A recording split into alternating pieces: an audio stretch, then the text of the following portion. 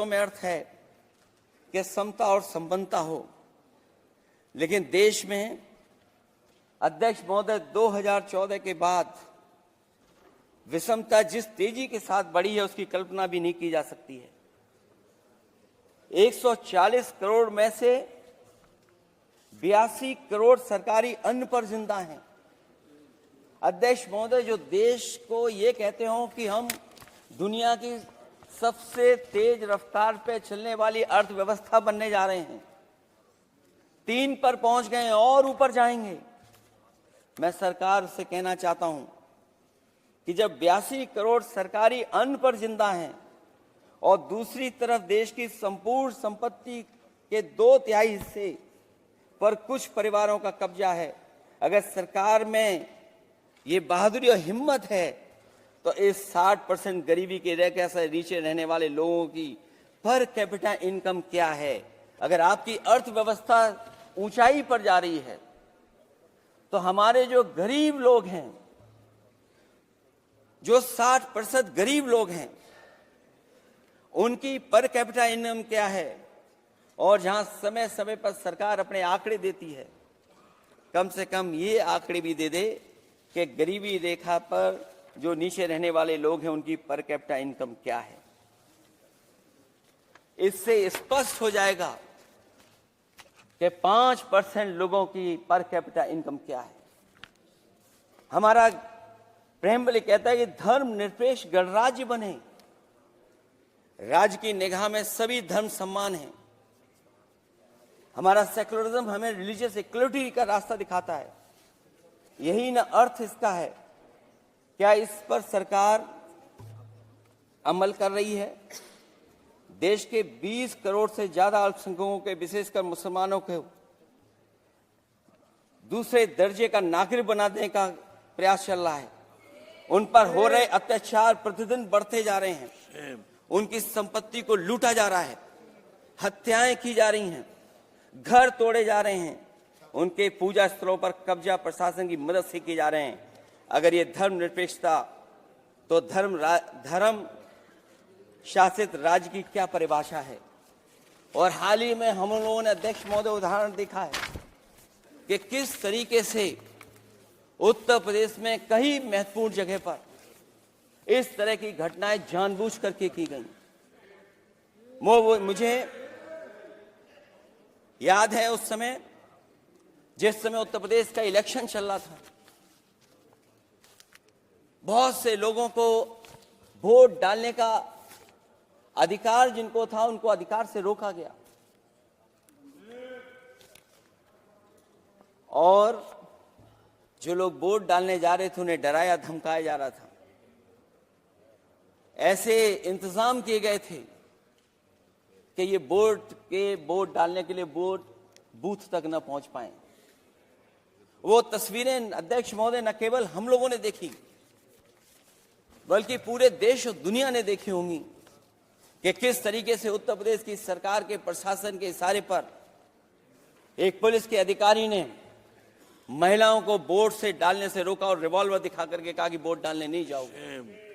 मैं उन बहादुर महिलाओं को बधाई देना चाहता हूं कि उन्होंने परवाह नहीं की और उन्होंने कहा कि इससे कुछ जान जाने वाली नहीं, अगर जान भी जाएगी तो हम वोट डाल करके आएंगे। क्या यही लोकतांत्रिक गणराज्य है? सच्चे लोकतंत्र में जनता सुविधापूर्वक मतदान के माध्यम से अपनी सरकार चुनती है। क्या हम सही अर्थों में लोकतांत्रिक व्यवस्था में जी रहे हैं, जहां सरकार मशीन और सरकारी मशीनरी के जरिए जहां चाहे अपनी सरकार बना लेती है, जनता के मत का कोई अर्थ नहीं रखे हैं, वे लोकतंत्र नहीं कहा जा सकता है। यह व्यवस्था जब तेजी से लोकतंत्र में तानाशाही की तरफ बढ़ रही है, हिटलर ने भी तो जनता द्वारा चुने जाने के बाद संविधान में संशोधन करके तानाशाही कायम कर दी थी। हमारी सरकार भी उसी के समांतर चलने का प्रयास कर रही है। अध्यक्ष महोदय, प्रस्तावना में अध्यक्ष महोदय सामाजिक, आर्थिक और राजनीतिक न्याय दिलाने की बात है। अध्यक्ष महोदय, मैं जब सरकार की तरफ से माननीय मंत्री जी को सुन रहा था उन्होंने जाति जनगणना को लेकर के कहा कि जाति जनगणना कराना चाहे तो करा लें। हम लोग तो उस पक्ष के धर लोग हैं, अगर आप करा सकते हैं तो आप कराइए। नहीं अध्यक्ष महोदय, जब कभी भी हम लोगों को मौका मिलेगा तो जाति जनगणना कराने का काम हम लोग करेंगे। सामाजिक न्याय समाज के अनुसूचित जाति, अनुसूचित जनजाति और अन्य पिछड़े वर्गों को न्याय दिलाने का बड़ा असर आरक्षण था, उसे समाप्त कर दिया गया है। आउटसोर्सिंग और कॉन्ट्रैक्ट बेसिस पर थोड़ी बहुत नौकरियां जो दी जा रही हैं, उनमें दलितों और पिछड़ों का कोई आरक्षण नहीं है। शिक्षण संस्थाओं और विश्वविद्यालय में प्रोफेसर्स और वाइस चांसलर के चयन के समय इनके आगे लिख दिया जाता है, एक नया शब्द का इजाद हुआ, NFS, नॉट फाउंड सुटेबल। सरकारी उपक्रम भेज दिए, प्राइवेट उपक्रमों में कोई आरक्षण नहीं है। अध्यक्ष महोदय, शिक्षा मंत्री जी सूची जारी करें, और अगर ये बात कहीं भी गलत है तो शिक्षा मंत्री जी सूची जारी कर दें। देश के सभी केंद्रीय विश्वविद्यालयों के वाइस चांसलर की ओर प्रोफेसर की एक, मैं तो कहूंगा अध्यक्ष महोदय कि शिक्षा मंत्री जी अगर ये सूची जारी कर दें कि जितनी भी सेंट्रल यूनिवर्सिटीज हैं और उनके माध्यम से जितने भी प्रोफेसर्स का अपॉइंटमेंट हुआ है, सब बात साफ हो जाएगी। आप केवल देश के 10% लोगों को ही ख्याल रख रहे हैं, बाकी 90% लोगों का आप ख्याल नहीं रख पा रहे।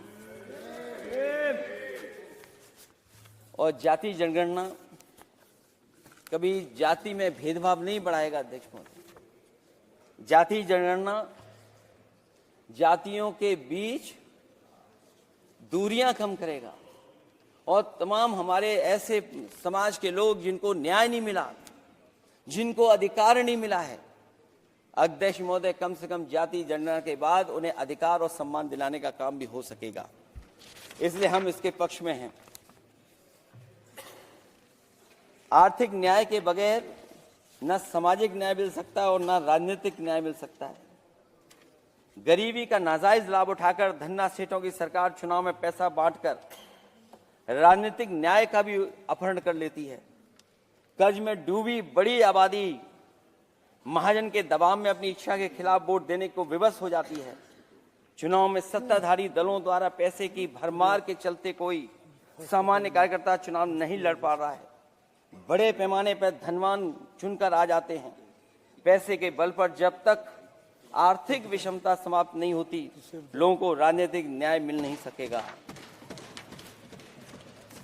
प्रस्तावों में आगे जो लक्ष्य है, विचार, व्यक्ति, विश्वास, पंथ और उपासना की स्वतंत्रता, अन्याय के खिलाफ विचार व्यक्त करने पर जेल, अभिव्यक्ति की स्वतंत्रता का अर्थ है देशद्रोह।